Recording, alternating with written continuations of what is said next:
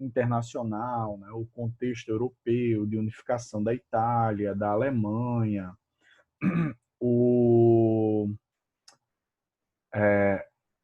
os Estados Unidos estarem barrando uma boa parte dos imigrantes de entrar no seu território, que acabou fazendo com que o Brasil se tornasse uma alternativa viável, pelo menos para eles, naquele período, tá bom? Então, a gente vai continuar a partir daí.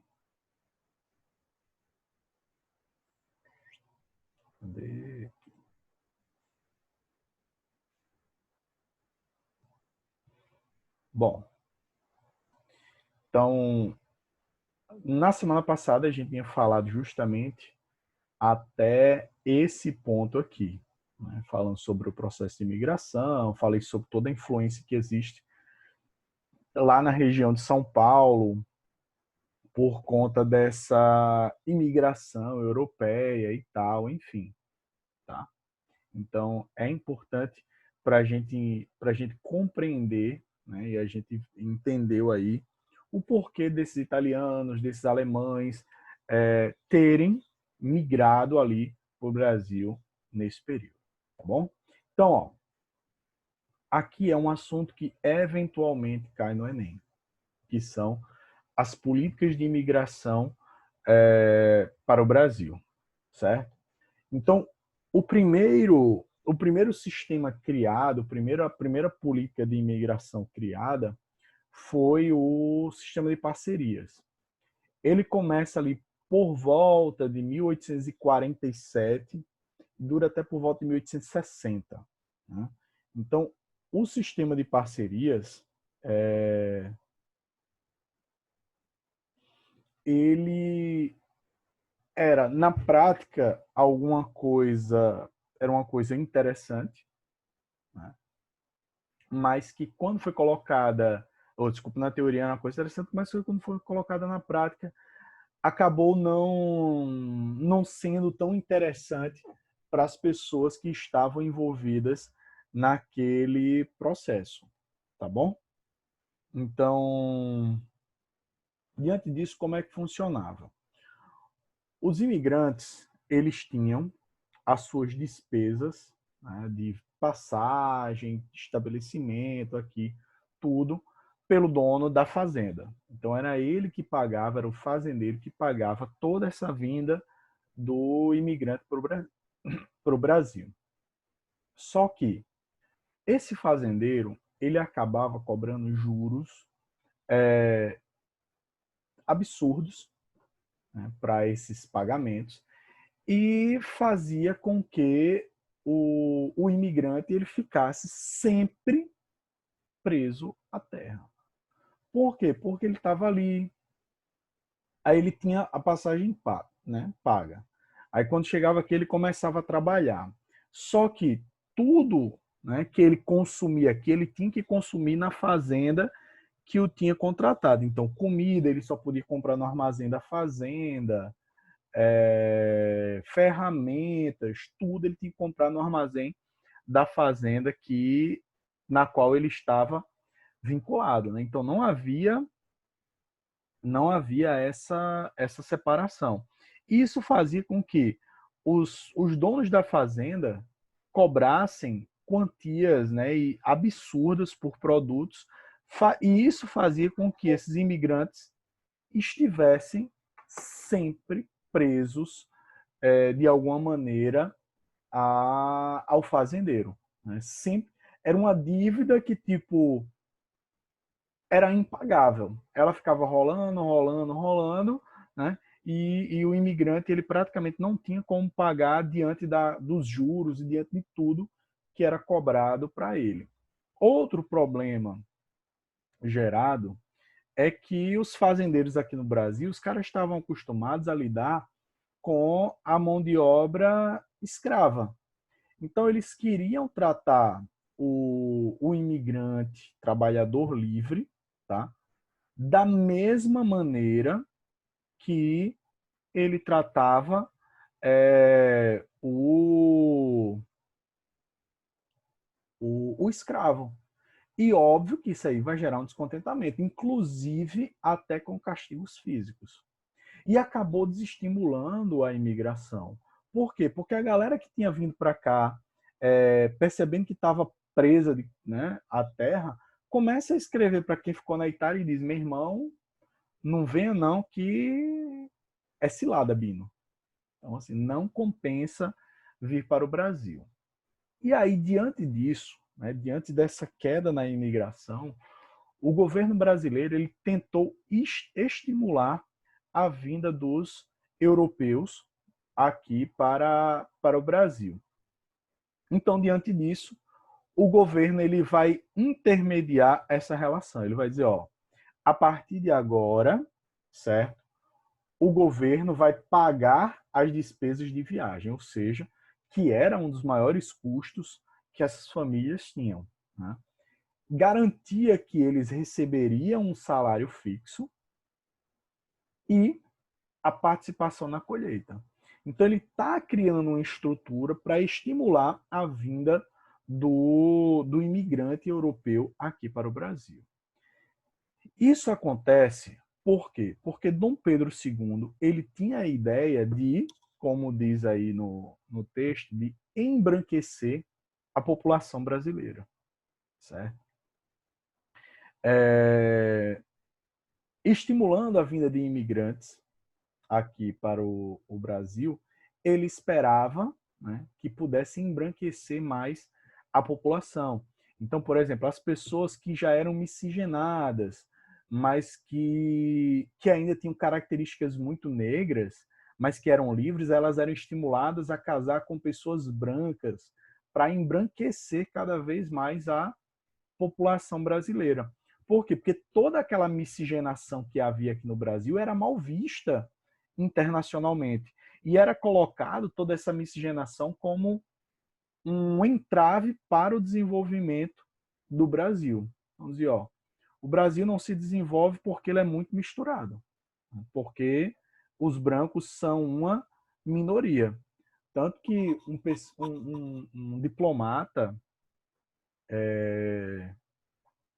inglês que vem para o Brasil ali, e olha que é no início do século XIX, viu? Ele diz o seguinte, ele diz que no Brasil você tinha de brancos de verdade a família real e no máximo mais umas 5 ou 6 famílias. O resto era formado só de pessoas miscigenadas, só de pessoas né, etnicamente, racialmente misturadas. Só que quando vem ali, segunda metade do século XIX, e aí vocês veem isso na sociologia, vocês já viram o etnocentrismo, eu creio, né? E o evolucionismo, né? Então, qual é a base do etnocentrismo? Alguém lembra ainda?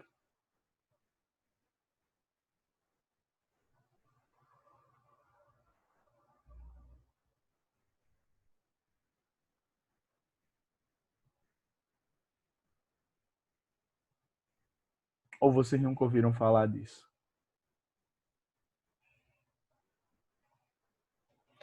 Então, ó, o etnocentrismo, então a gente vai entender, vamos fazer um contexto sociológico ali. Início do século XIX, a gente tem o surgimento da sociologia, né, como uma nova ciência. E acaba tendo como um braço importante da sociologia a antropologia, que aí vai estudar, né, os grupos sociais, enfim. E diante disso surgem duas teorias, tá, importantes para aquele período, que são o evolucionismo e o etnocentrismo. Qual é a base do evolucionismo na biologia? Quem é que vai formular a teoria evolucionista na biologia, pessoal?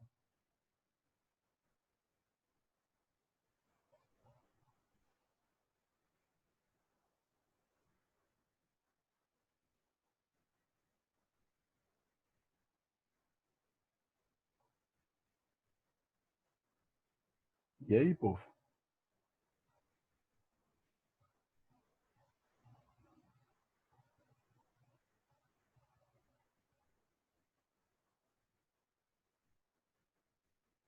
Exatamente, Ruth. Darwin, né? No seu livro A Origem das Espécies, né? Ele vai trabalhar dentro dessa ideia do evolucionismo e tal. E alguns antropólogos, eles tentam trazer essa lógica evolucionista para as sociedades, certo? Então, diante disso, os evolucionistas sociais, eles defendiam que existia uma hierarquização. Então, para eles existia o primeiro estágio, seria selvageria, depois viria barbárie, para depois chegar à civilização, certo? Então, ali no século XIX, se acreditavam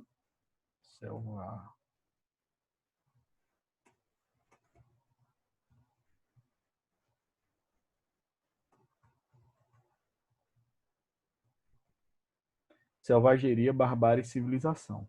Então, de acordo com aquelas teorias daquele período, certo?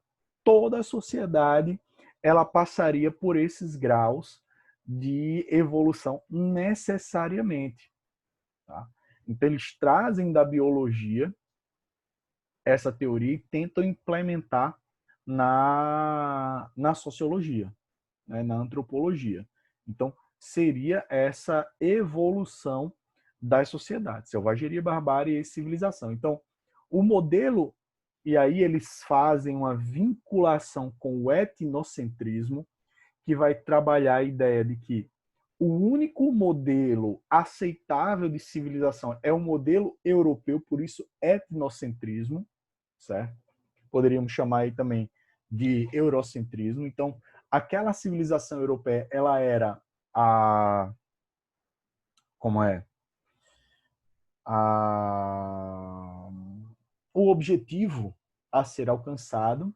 Então, um antropólogo, inclusive inglês, Manbrough, ele diz, ó, irmão, não existem culturas, existe cultura e todos devem se adaptar e se vincular a essa cultura que é a cultura, aquele padrão europeu. E se falamos do século XIX, a grande potência ali do século XIX era a Inglaterra.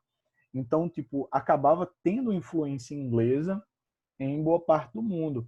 Então, toda essa miscigenação que se tinha aqui, né, era visto como um entrave para o desenvolvimento.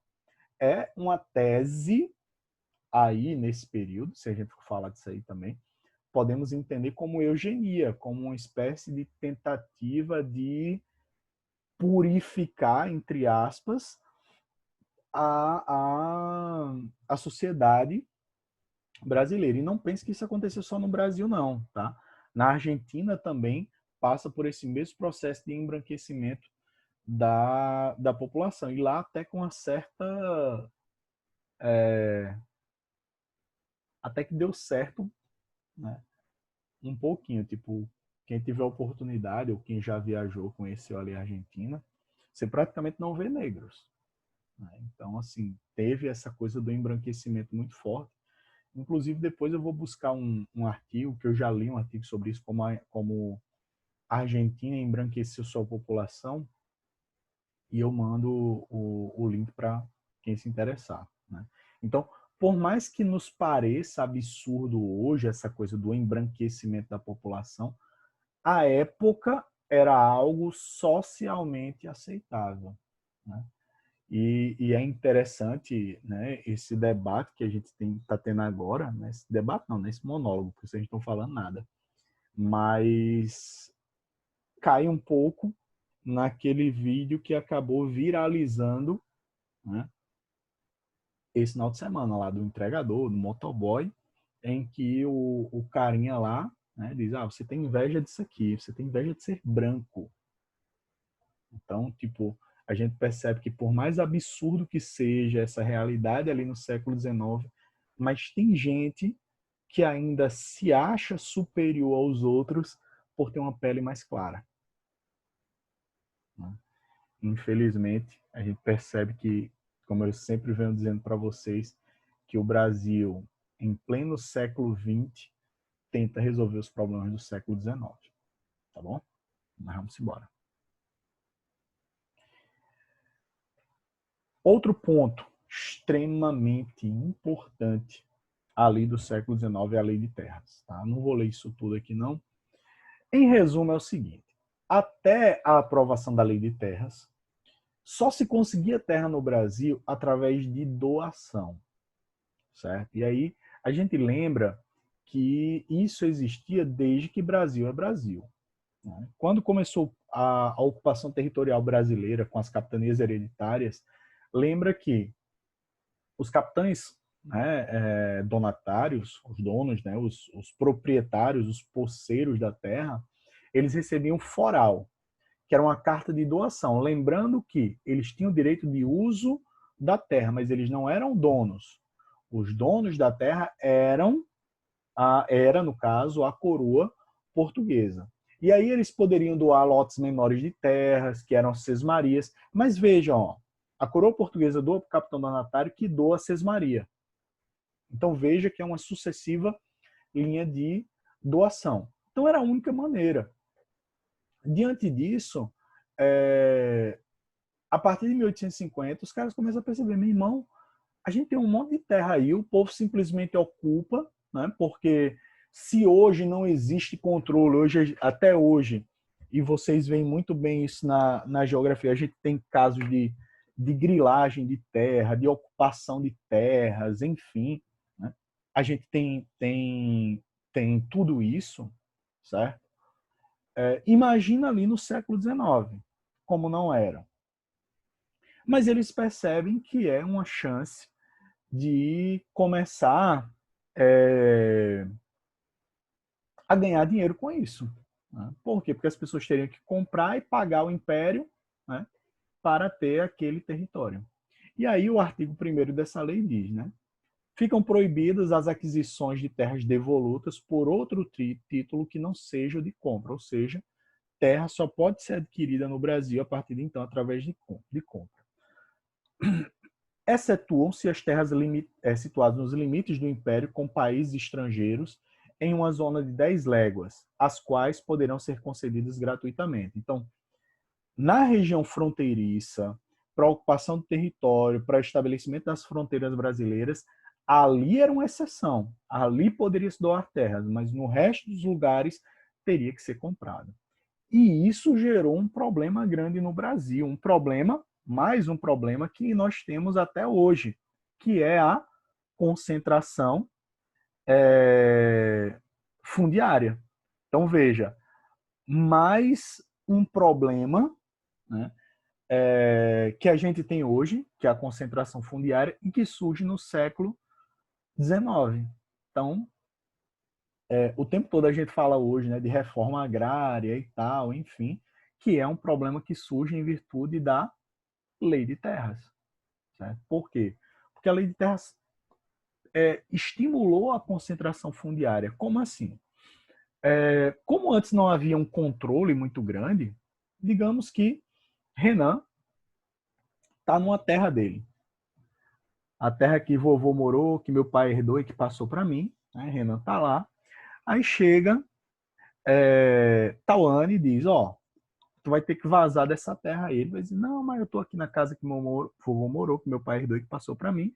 Ela diz, isso não é problema meu, porque eu comprei essa terra. E aí Renan seria retirado dali, né, sem direito algum.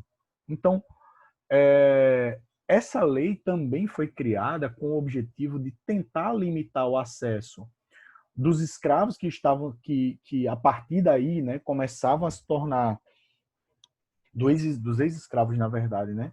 Que tinham ganhado um pouco mais de liberdade e tal, enfim, e os estrangeiros que começavam a chegar no Brasil. Então era uma forma de tentar limitar o acesso à terra, e que de fato conseguiu.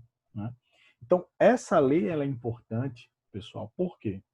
O problema de concentração fundiária no Brasil é um problema grave, é um problema recorrente, é um problema histórico, como vocês podem ver, e que nunca foi tratado em redação do Enem. Então, para contextualizar historicamente, é importante que vocês conheçam aí a lei de terras, tá bom? Então assim, se a gente for fazer uma comparação com os Estados Unidos ali no século XIX, eles fazem uma espécie, aí bem entre aspas, de reforma agrária. Abraham Lincoln, quando ele era presidente, ele estabelece o Homestead Act. O que seria esse ato? O governo doava, não lembro se era 10 acres, 10 hectares de terra, né?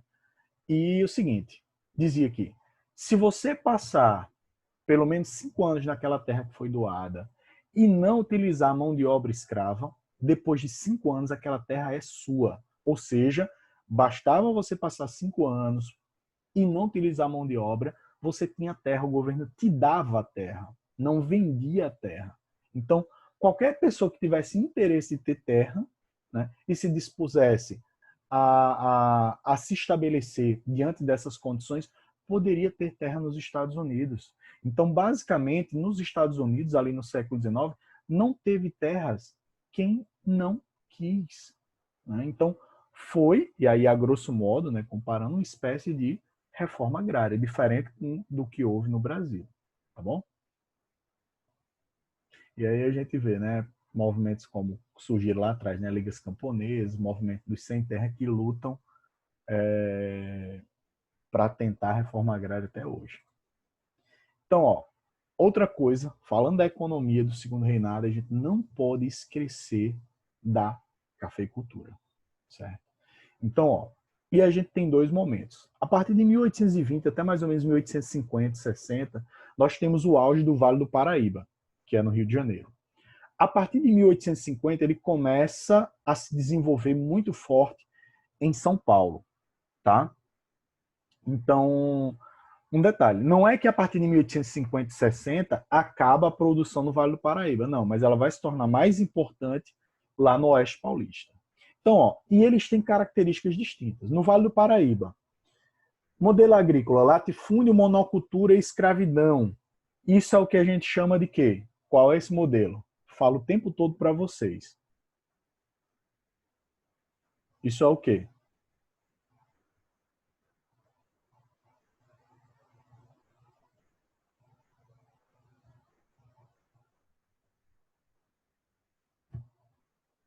Deixa eu abrir o chat. Boa, Ruth. Exatamente. Sistema de plantation. Então, latifúndio, monocultura e escravidão é aquela mesma coisa que a gente tinha visto na época da plantação de açúcar. Tá? Então, plantation. Técnicas de produção predatórias e rudimentares, que acabou gerando um rápido esgotamento dos solos. Por quê? Vamos lá. Não sei se alguém conhece o Rio de Janeiro, né? Mas o terreno do Rio de Janeiro ele é muito acidentado, é muito cortado de serras, de montanhas, de morros, enfim. Né? Então não é um território tão plano. Então a galera tem que tirar a mata nativa para plantar os cafezais. E óbvio, né? A gente escuta aí, não é à toa que o nome é Rio de Janeiro, porque todo mês de janeiro tem muita chuva lá na região. Né? Então, por isso que o nome era inicialmente São Sebastião do Rio de Janeiro, tá? Porque em janeiro apareciam rios, né, nas montanhas por conta da quantidade de chuvas. Então, se você reparar, todo mês de janeiro tem um monte de enchente lá no Rio de Janeiro em virtude, né, dessa característica climática da região. Então, quando tem a chuva, se você não tem as matas e tal para segurar o solo, todos os nutrientes e tal vão ser levados pela chuva e vai gerar um esgotamento do solo. Mesmo com essas técnicas extremamente predatórias e tal, né, eles conseguiram, né, os produtores de café naquela região, formar grandes fortunas que foram popularmente conhecidos como os barões do café. E aí o seguinte, diferente do que acontecia aqui no Nordeste, que você tinha fazendas com 20, 30 escravos, ali no Vale do Paraíba era comum as fazendas terem centenas de escravos, certo? Diferente do que acontecia aqui no Nordeste. Lá nas plantações de café eram bastante comuns. Mas aí, como eu disse, a partir de 1850 por aí, nós temos uma migração, digamos assim, da produção para São Paulo. Como eu disse, repetindo, não é que no Vale do Paraíba, não é que no Rio de Janeiro vai deixar. Foi mal, pessoal, deu uma travada aqui. Então, não é que no Rio de Janeiro vai deixar de se produzir café, mas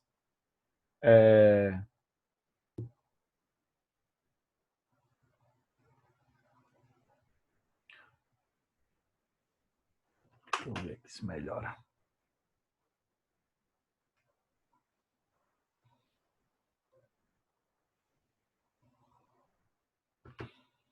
Acho que melhorou um pouquinho.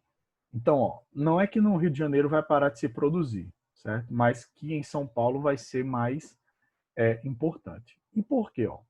São Paulo vai ter uma terra mais fértil, que é a terra roxa, e o relevo é muito mais plano, mais regular. Então, isso facilita.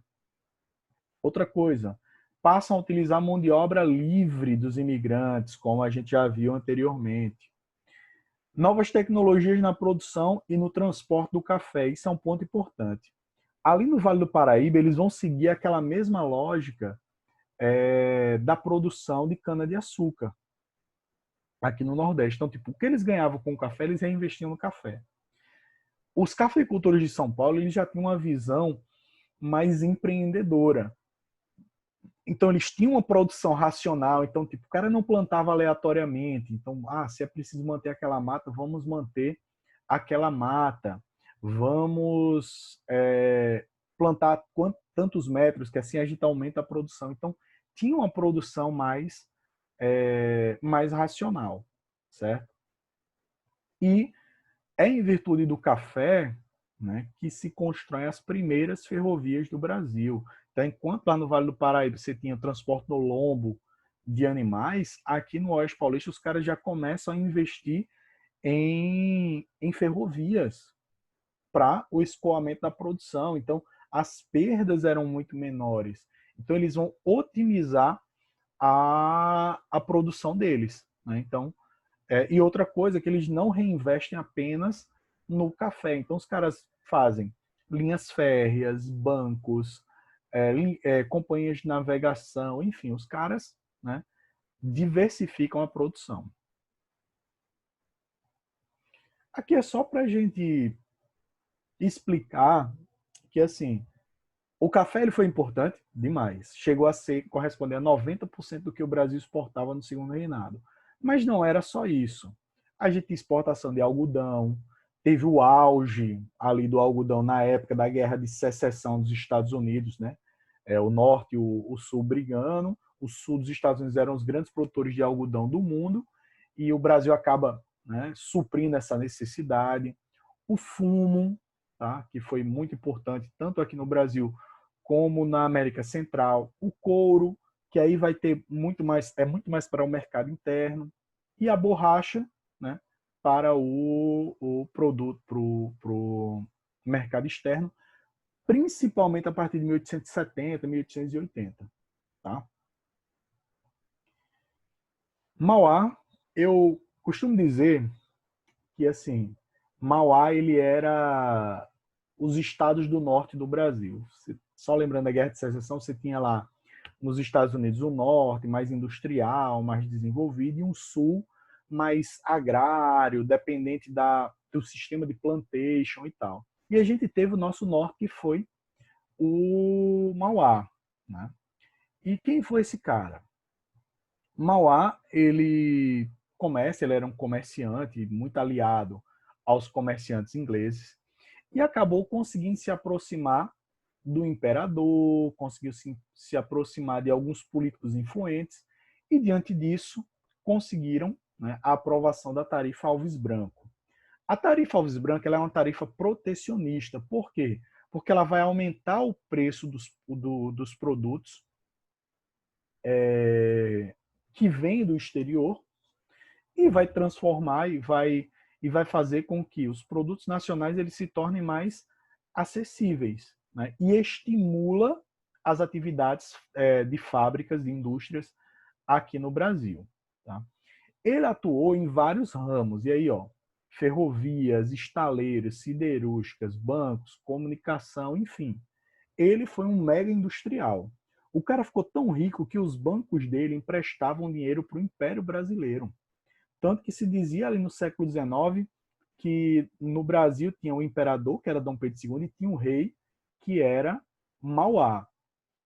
Tanto que dizem que ele nomeia Mauá barão para fazer com que ele fique mais perto e que ele possa controlar um pouco o pensamento ali, aquela coisa do Barão de Mauá, tá? Inclusive sobre ele tem um filme muito bom que é Mauá, o Imperador e o Rei, certo? Vale muito a pena ver. E tem um documentário, uma série de documentários que saíram no History, que era, primeiro saiu Gigantes da Indústria, que fala sobre os industriais dos Estados Unidos, Gigantes do Brasil, e depois lançaram uma exclusiva de Mauá, que é Mauá, o primeiro gigante, que é uma série do History. Vale muito a pena, facilmente vocês encontram no YouTube. Eu acho que tem uns 4 capítulos assim, mas é bem interessante para entender essa vinculação de Mauá com o Império. E como ele foi do cara mais rico do Império, a falência. Né? E por quê?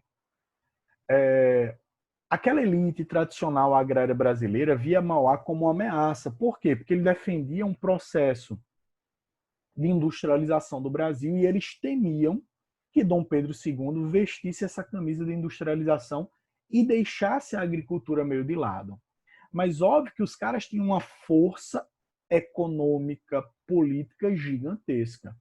E diante disso, eles conseguem a aprovação da tarifa Silva-Ferraz, que baixou os impostos sobre os produtos estrangeiros e fez com que prejudicasse os empreendimentos do Barão de Mauá, que foi levado praticamente à falência. Como vocês, quem tiver a curiosidade de ver o filme ou de ver o documentário vai entender isso e vai entender como ele era próximo do governo. Então, ele foi do cara mais rico à falência. Né? Então, aqui no Brasil, em vez do Norte ganhar e o Brasil se desenvolver, acabou que o Sul ganhou e nós continuamos dependentes da agricultura. Então, assim, o Brasil teve a chance de se industrializar, teve chance de fazer uma política pública de industrialização que, de fato, não ocorreu.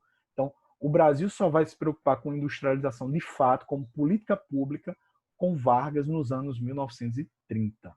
Então, o Brasil sai pelo quase 100 anos atrasado. E para finalizar hoje, né, as últimas leis abolicionistas são essas 3. Né, lembrando que começou com a Lei Eusébio de Queiroz, de 1850.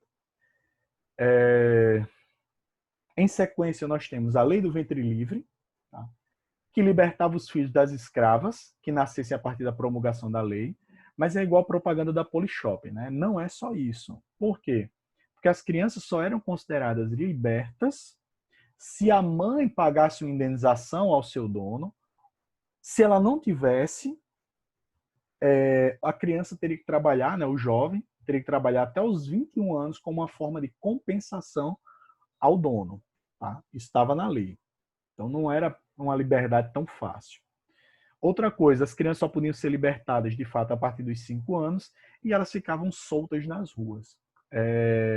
O Império chega a criar alguns galpões para aglutinar essas crianças, mas acaba virando um depósito de crianças, né? Só para elas não ficarem nas ruas, e o índice de mortalidade dentro desses galpões era altíssimo. A lei dos sexagenários, que alforriava os escravos com mais de 60 anos, mas eles tinham que trabalhar até os 65 como uma forma de indenização. Então, do mesmo jeito, né? Não é só isso. E assim, os escravos agrários, né, que trabalhavam na agricultura, eles tinham qualidade de vida péssima. Então, imagina um cara que trabalhou a vida toda de sol a sol na agricultura aos 60 anos de idade. Ele está só o resto. Né? Um escravo doméstico talvez chegasse numa qualidade de vida um pouquinho maior, mas não era tão boa.